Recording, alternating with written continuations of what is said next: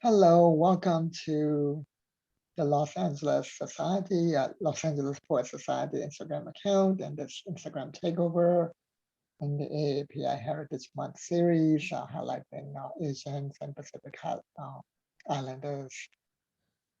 And yeah, especially as poets, creatives, artists, etc., entrepreneurs. And so today we welcome my teacher, Sadwinder Simone, who is the trainer in Akashic Records, and she trained me and guided me to become an Akashic Records consultant. And that's been really wonderful and life-changing for me. I've grown so much since then. I've had more creativity, better relationships, better business, all around more clarity. And Shadwinder also happens to be a poet, so that's why I brought her. Welcome. Thank you so much, Kundan. Thank you. Thank you for this lovely introduction because, as I was saying, I'm really bad in introducing myself because the reason is because we are all creatives and we wear so many hats. So I don't like to choose to say, like, okay, this is, I am a coach. I am a coach with so many other things. Mm. So but thank you so very much for giving a very, very lovely introduction. And I'm glad that whatever you have learned, I was able to pass on the wisdom to you. You felt it is important, it is worthy to be. Um, I'm just glad that it is useful to you, right? Mhm. That you are working, and I'm more proud that you are using to work with, or you are choosing to work with Kaisha in every way possible. So I am very proud and I'm very in much gratitude as well because not with, yeah, I don't want to say anything else. I'm very in gratitude that you are choosing to be in integrity of using what you have learned as a student. Mm. Yeah, thank you so much. Yeah, appreciate it. Yeah. Yeah. So, related to, poetry is language and artistic integrity, right, in our creative process. Mhm. And actually did a whole show on artistic integrity on Friday. I interviewed two admins from their Facebook group called, it's the name of the group is actually called Seems Like Your Spirituality is Cultural Appropriation. That's literally the name of the group. I Yeah. like that. Yeah, I love that name. Yeah. And they've been a wonderful community. It's founded by a Black woman, and all the mods except two are all Black and brown people and indigenous people. And they've been so supportive of even uh, of Hindus and Buddhists as well, of other cultures as well, like Romani people, and yeah, and more recently the Palestinians. So they've been great allies to other groups as well in the way they educate people and also provide alternatives, like it's not always about telling people not to do something, it's also educating people on what they can do, like open practices, right? like Yes. the like the bibliomancy program, which is just uh, reading a random book, like asking a question and reading a random book from your shelf turning into a random Yeah. page. That's an open Yeah. practice anybody can do, for example, right? So Yeah. yeah, so I love that group. And so related to that, I want to address artistic integrity within the context of writing poetry and uh, doing it in a way that doesn't appropriate our culture, right? And that's related to something like mantras, right? Yeah. They even mispronounce it and call it mantra, which isn't really how, or mantras, or even mantra. Mantra is Yeah. the worst, Uh, but yeah, and mantras, they don't know the difference between mantra and affirmations. Yeah. And a lot of our stories are written in verse, like our shlokas, sutras, stotras, and then mantras, right? So if you can just shed light on the difference between mantra and affirmation, that'll be great. Yeah, and I have been, I also call them mantras because that's how people can understand, but the pronunciation, it's a Sanskrit word, right? Mhm, So the pronunciation of its mantra, right? mhm, Um, so when we, I don't know who changed it and how it has been changed. Whenever we use or whenever we are speaking a Sanskrit word, there is a sound mhm, added. I don't know why. I'm not like the teacher of that. mhm, Like sutra. mhm. It's not sutras. It's sutra, Yeah. right? So mantra sutra. Um, all that is like the pronunciation, Mhm, and the pronunciation is what makes mantra and the affirmation um, different, mhm, totally different. Like it's whole another level of difference in both of them. um, the mantra is basically the sounds. Every not only the alphabets, but every syllable, I think that's the mhm, word, has its own vibration, right? When we don't say it, and I'm not a Sanskrit scholar at all, right? But I have learned Sanskrit when we were in school in India, right? mhm, That it was subject until grade 6, 7, I think. So, and we have learned Hindi, so it is becoming easier when I to grasp the pure pronunciation of Sanskrit mantra. But I do need to practice that because I'm not a Sanskrit scholar. I have not studied Sanskrit on a higher level. mhm, So for me as well, I'm not. If I will have a new mantra that I don't know, that I have to practice it a mhm, little bit more so that I can be more fluent in speaking the way it should be spoken mhm, or recited, right? It's like a poetry. So every syllable, every alphabet has its own vibration, has its own meaning. Um, so that makes it totally different than affirmations. Affirmations can be like, I am loved. mhm, That is an affirmation, right?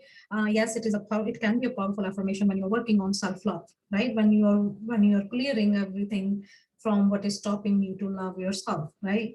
Then you can tap into that I am loved or I am lovable or mhm, whatever affirmations are.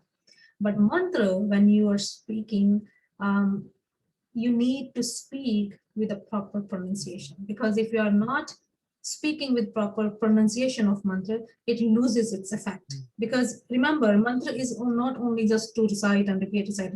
It has every mantra has its own result, right? Has its own benefit.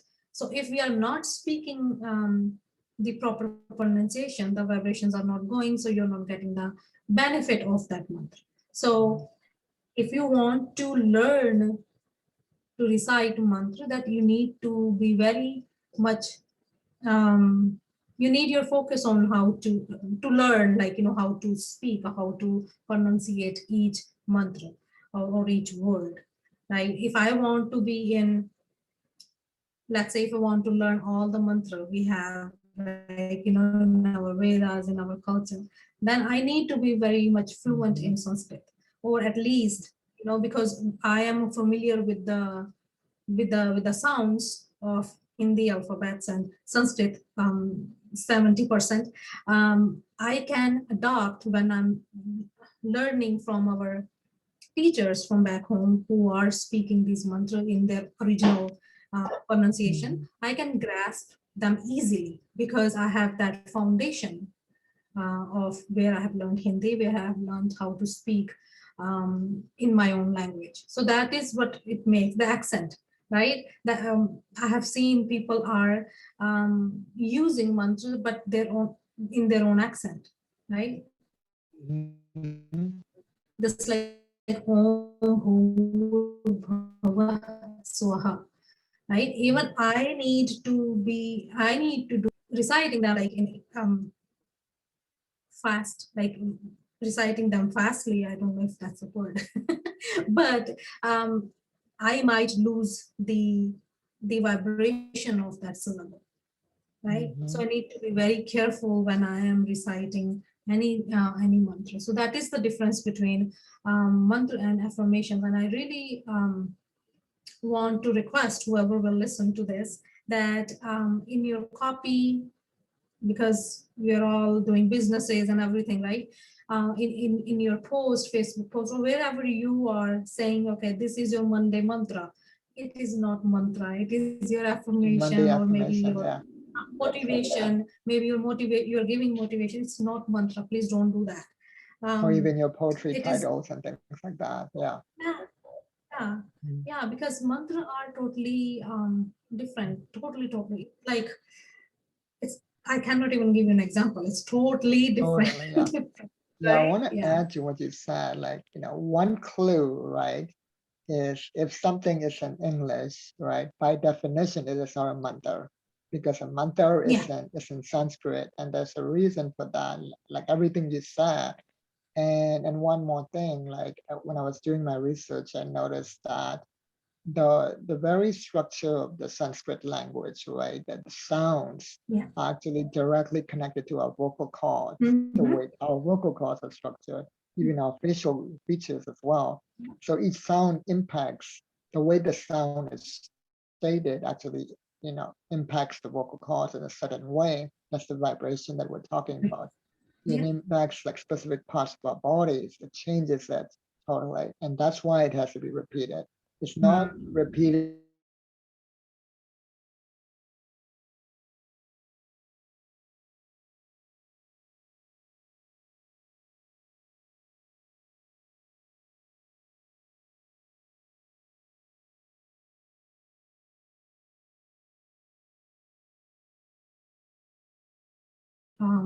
Our deities, like our exactly. Yeah. Devi and Devtas, right?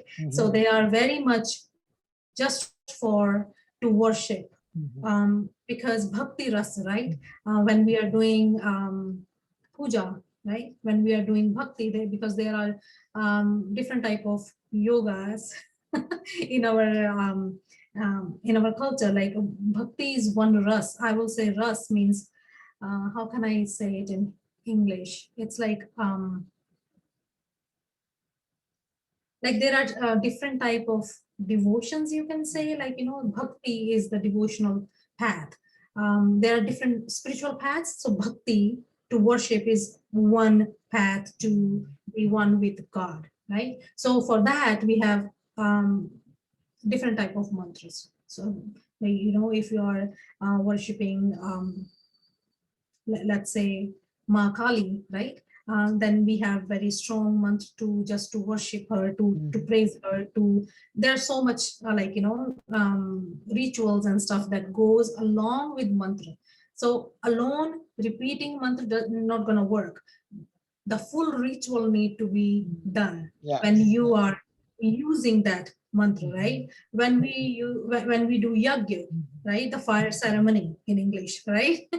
So that's what is needed when we are repeating mantra. I cannot do that in Canada at all, because we cannot do yagya in our homes. Hmm. Then we need to go to the temple. Hmm. So if you are really into Hinduism, if you are so much connected with that, so go to the mandir and be, that's where you can learn more about this culture and Hmm. how our Hindu priests are using or these mantra while doing yajna for different type of things, because we have different type of fire ceremonies, which is in Sanskrit we call yajna, right?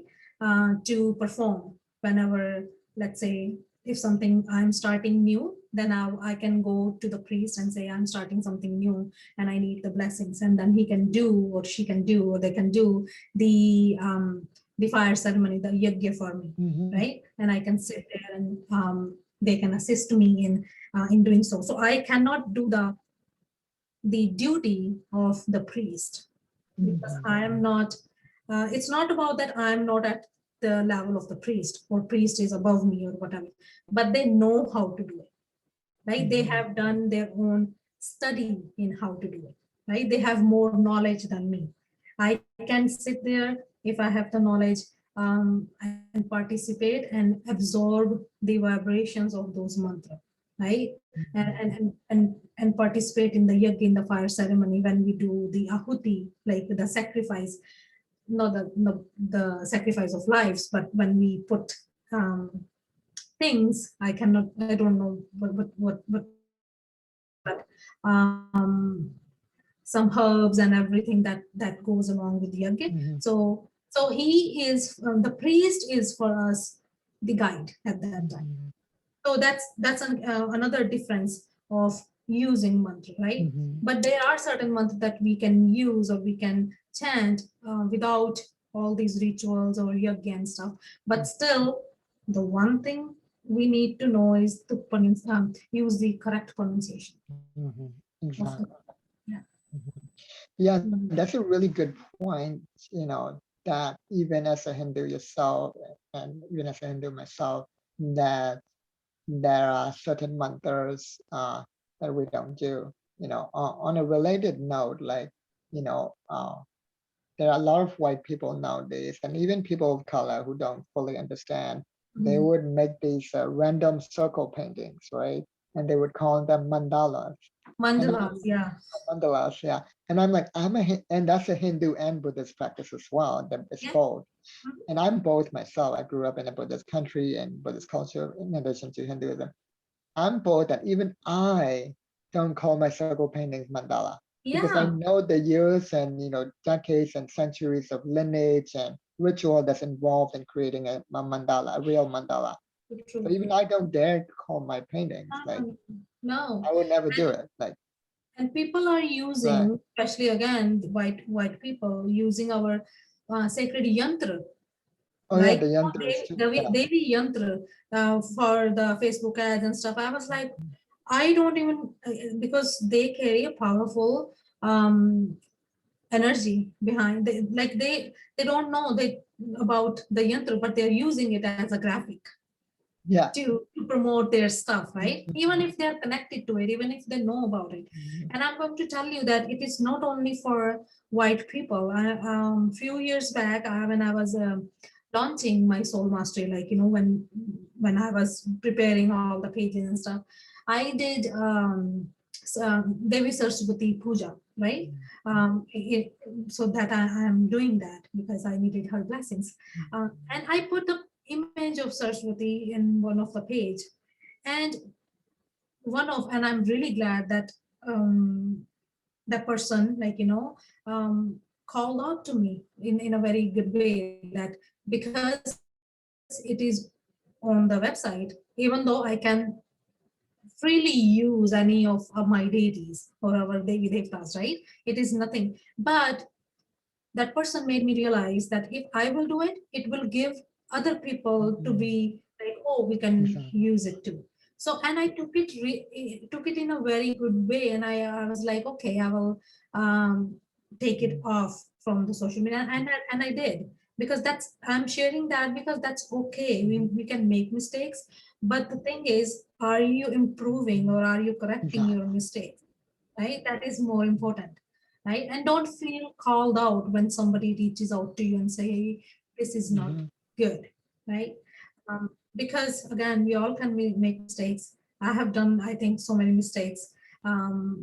But the important thing is that you come out of it and just do things differently, right? Um, so Yeah. yeah, these are very personal things, like to worship any deity, to worship our Devi Devtas. It's very auspicious to us.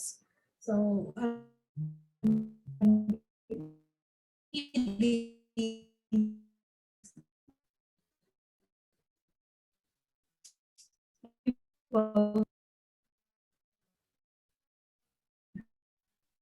Yeah, I'm glad you said that about being called out or called whatever you want to term you want to use it.